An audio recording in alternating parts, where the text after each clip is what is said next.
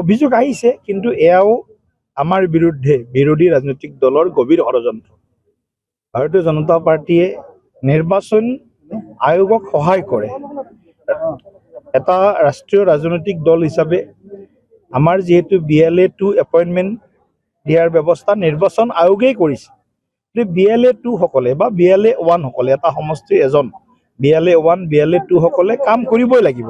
কংগ্ৰেছৰ BLA1ও কাম কৰিছে, অন্য পাৰ্টিৰ BLA1 BLA2ও কাম কৰিব। গতিকে আমাৰ কথাটো হ'ল এখন শুদ্ধ ভোটাৰ তালিকা প্ৰকাশ হ'ব লাগে। 20 বছৰ ধৰি কোনো মানুহ মৰাই নাই এটা ভোটত।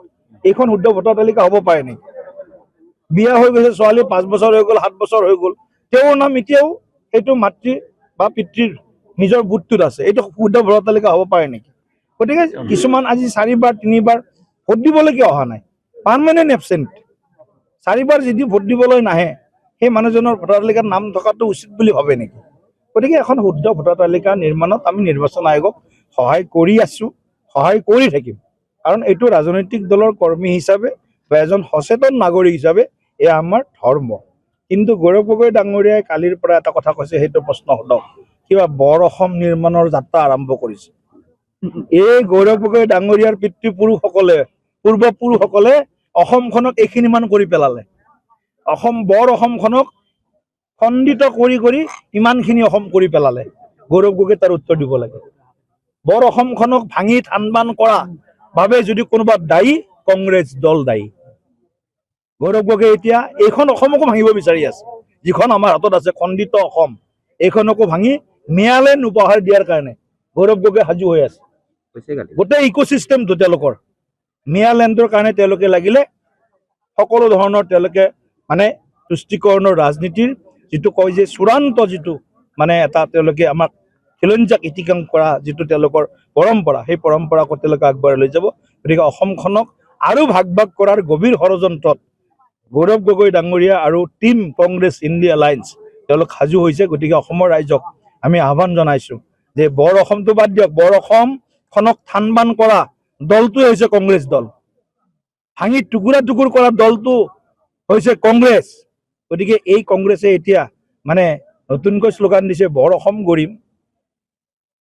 গতিকে মই অসমৰ ৰাইজক কংগ্ৰেছৰ এই ঘৰিয়ালৰ চকুপানী যিটো কয় ক্ৰকোডাইল ষ্টিয়াৰ, এই ঘৰিয়ালৰ চকুপানীত বিশ্বাস নকৰিবলৈ মই বিনম্ৰতাৰে আহ্বান জনাইছোঁ।